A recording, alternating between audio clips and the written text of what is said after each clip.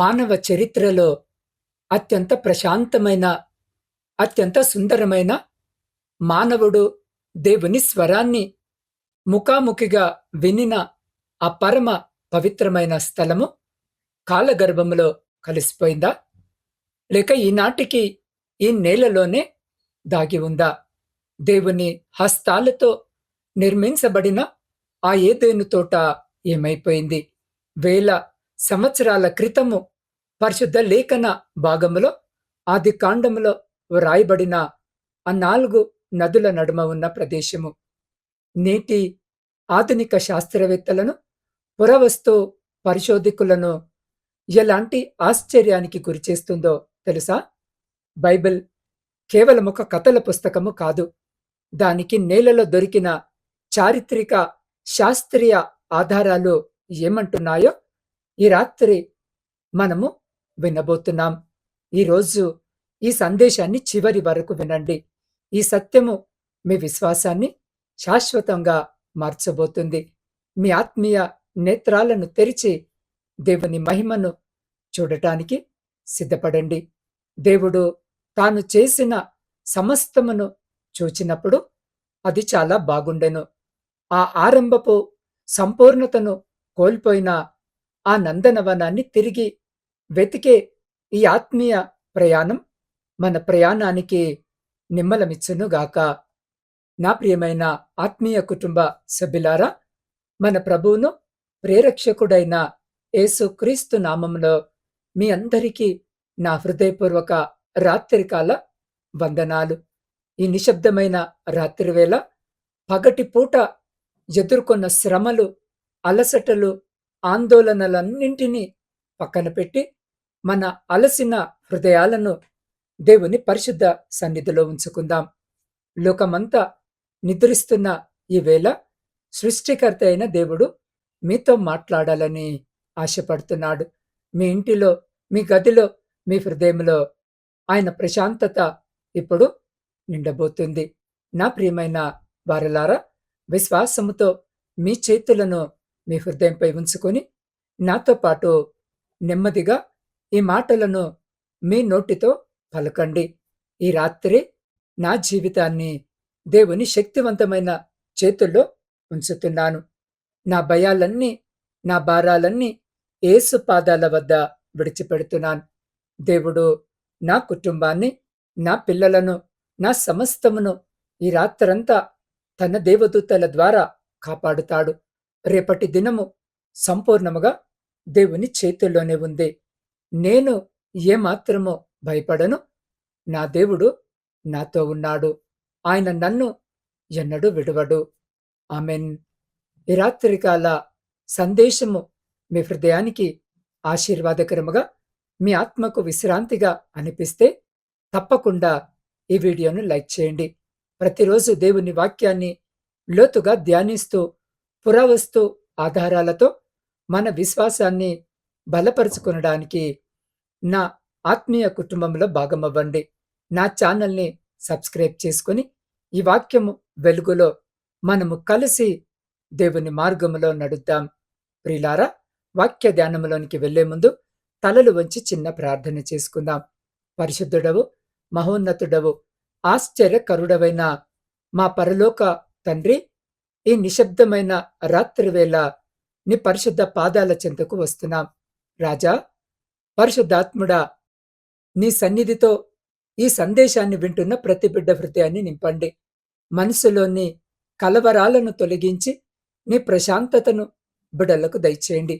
వేల సంవత్సరాల క్రితము నీవు మానవుని కోసము సిద్ధము చేసిన ఆ ఏదెను తోట వెనుక ఉన్న నీ ప్రేమను ఈరోజు నీ వాక్యము ద్వారా, ఆధారాల ద్వారా మేము గ్రహించేందుకు మా మనోనేత్రాలను తెరవండి.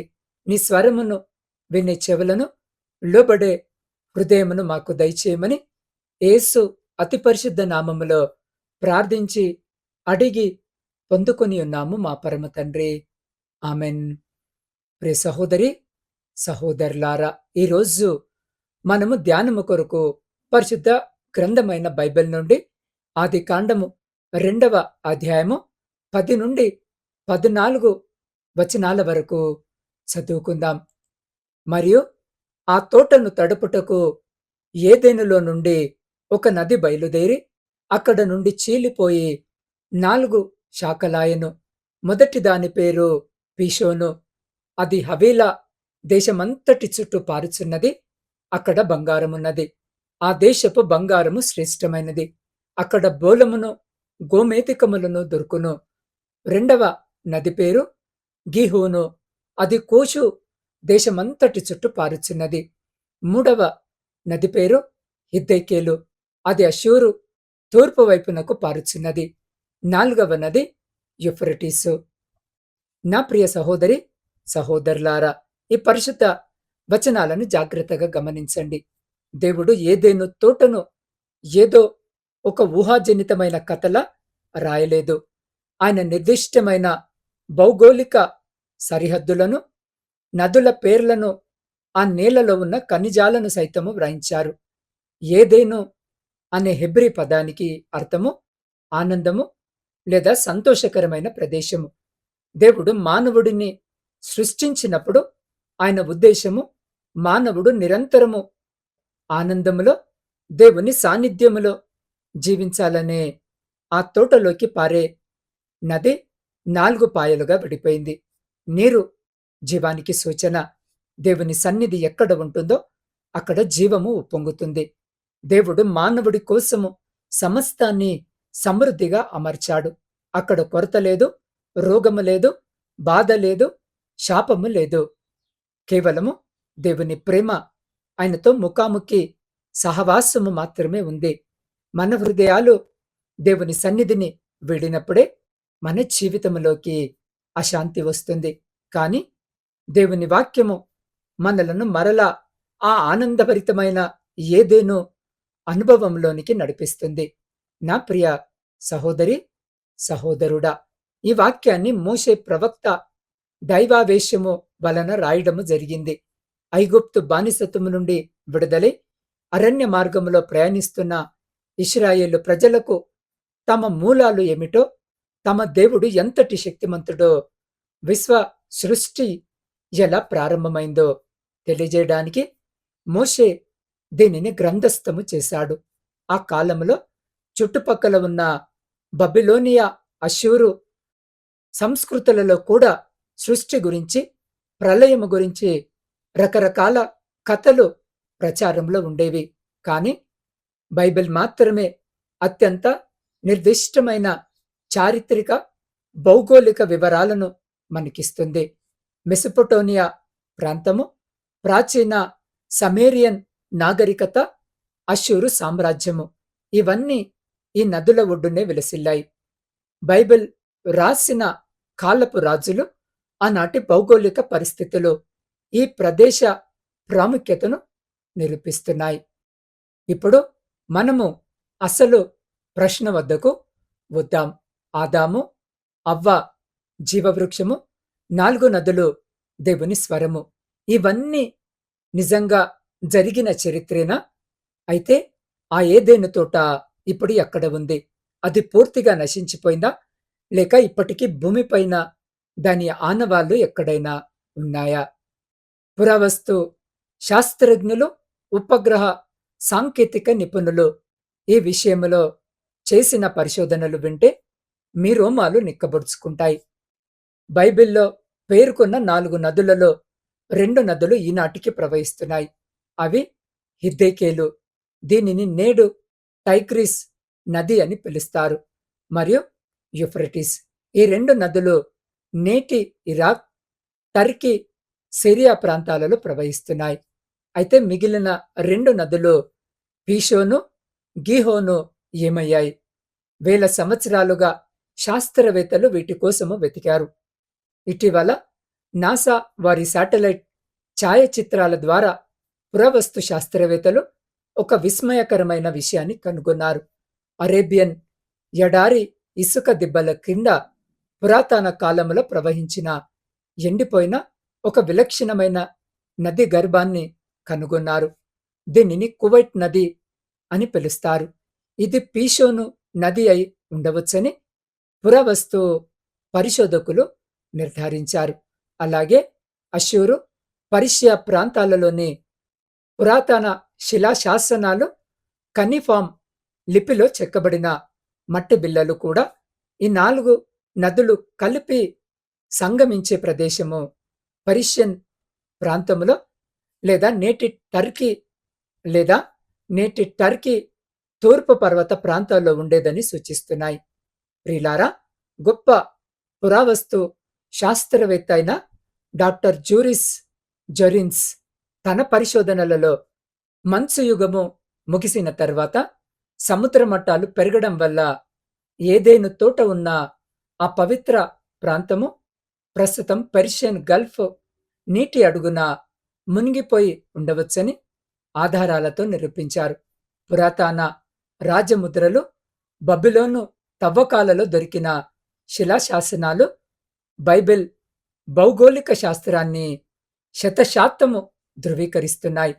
వేల సంవత్సరాల క్రితము మోషే రాసిన భౌగోళిక వివరాలు నేటి ఆధునిక ఉపగ్రహాలు కనుగొన్న నిజాలతో హుందాగా ఏకీభవిస్తున్నాయి.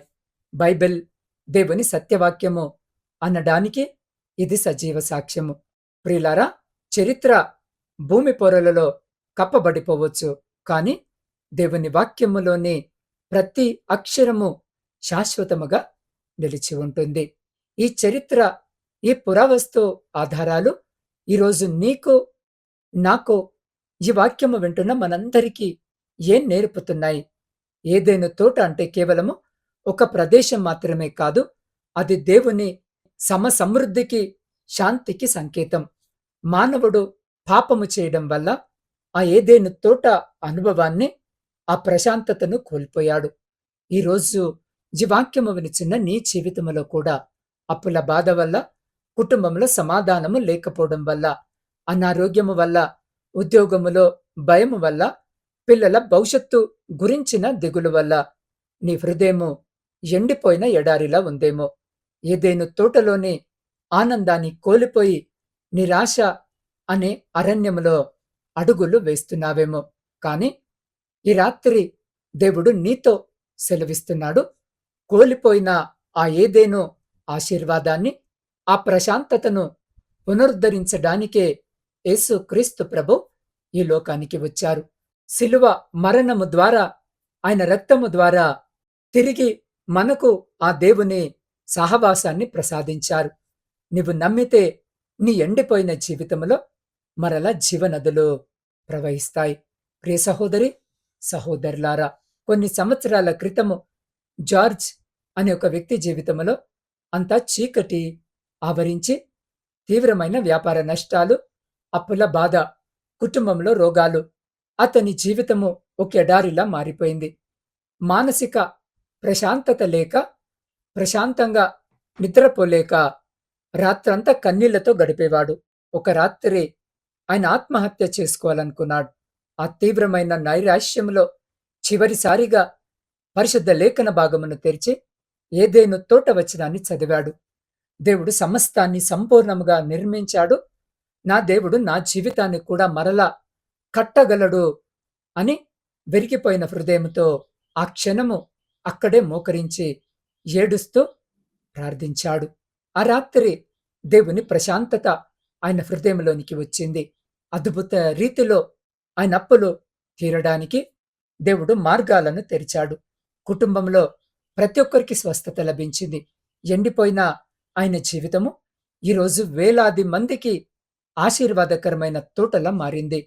దేవుడు ఏదేనును పునరుద్ధరించే దేవుడు.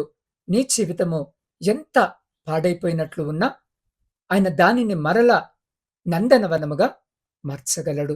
ప్రియ సహోదరి, సహోదరుడా, ఏదేను తోటను మనిషి కోల్పోయాడు, కాని దేవుడు మనిషిని ఎప్పుడూ కోల్పోలేదు.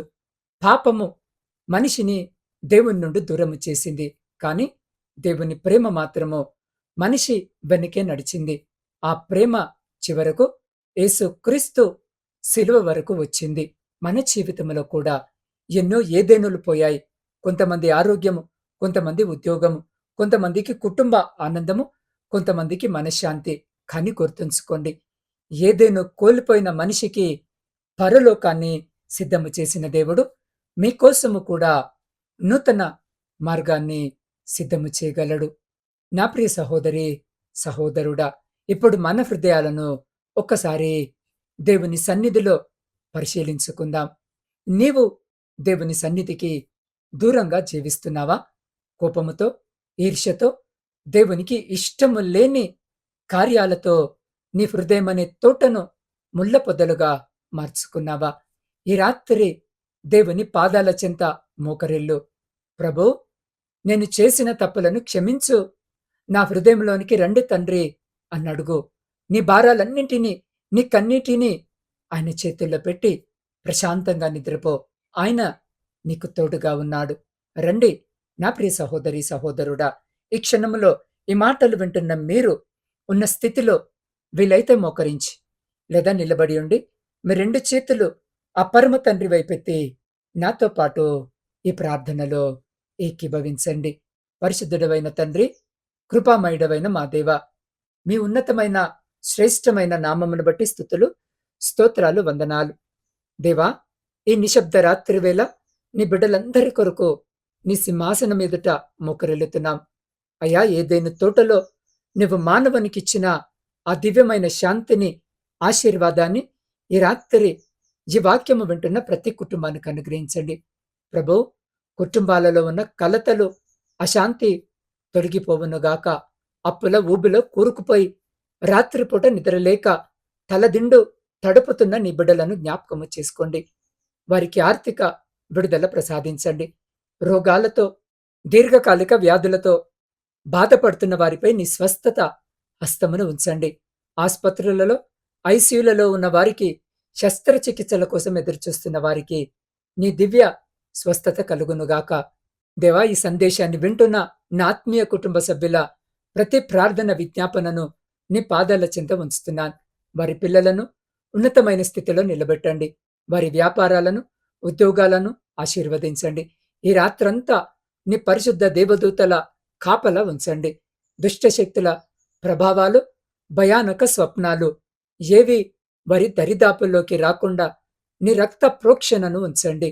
ప్రశాంతమైన, సుఖమైన నిద్రను దయచేసి రేపటి నూతన దినాన్ని నీ మహిమ కోసము చూడగలిగే కృపను ప్రసాదించమని యేసు అతి పరిశుద్ధ నామములో ప్రార్థించి, స్తుతించి, అడిగి పొందుకొని ఉన్నాము మా పరమ తండ్రి. ఆమెన్. ప్రియులారా, ఈ రాత్రి మీ కన్నీరు దేవుడు చూశాడు. మీ రాత్రి ప్రార్థన దేవుని పరలోక సింహాసనాన్ని తాకింది. కాబట్టి అధైర్యపడకండి. దేవుని నమ్మదగిన సమయము వచ్చినప్పుడు నీ జీవితంలో ఆశ్చర్యకరమైన అద్భుతము తప్పకుండా జరుగుతుంది. ఏదేనును సృష్టించిన దేవుడు నీ జీవితాన్ని ఆశీర్వాదకరంగా మారుస్తాడు. ఈ ఆత్మీయ సందేశము మీ హృదయానికి ఆశీర్వాదకరముగా ఉంటే దయచేసి ఈ వీడియోను లైక్ చేయండి. క్రింద కామెంట్ బాక్సులో ఆమెన్ అని రాసి మీ విశ్వాసాన్ని ప్రకటించండి. ఈ దైవిక సందేశాన్ని మీతోనే ఉంచుకోకుండా కనీసము మీకు తెలిసిన మీ స్నేహితులకు లేదా మీ బంధువులకు షేర్ చేయండి. ఆ విధముగానే మీ వాట్సాప్ స్టేటస్లో కూడా షేర్ చేసి దేవుని సువార్త పరిచర్యలో భాగస్వాములవ్వండి. మీకింకేమైనా ప్రార్థన విజ్ఞాపనలు ఉన్నట్టయితే స్క్రీన్ మీద కనిపిస్తున్న నా వాట్సాప్ నంబర్కి సందేశం ద్వారా తెలియజేయండి. లేదా నేరుగా ఫోన్ ద్వారా నాకు తెలియజేసినట్టయితే నేను మీ కొరకు ప్రత్యేకంగా ప్రార్థిస్తాను. ప్రియులారా, రేపటి ఆసక్తికరమైన అంశము మొదటి క్రైస్తవ సంఘము ఎలా ప్రారంభమైంది, దాని వెనుక ఉన్న ఆశ్చర్యకరమైన పురావస్తు రహస్యాలేమిటి. రేపటి సందేశాన్ని కూడా తప్పక చూడండి, అస్సలు మిస్ అవ్వకండి. ప్రభువైన యేసు క్రీస్తు మీకు ఈ రాత్రి ప్రశాంతమైన నిద్రను, రేపటి దినానికి నూతన నిరీక్షను అనుగ్రహించునుగాక. ఆమెన్.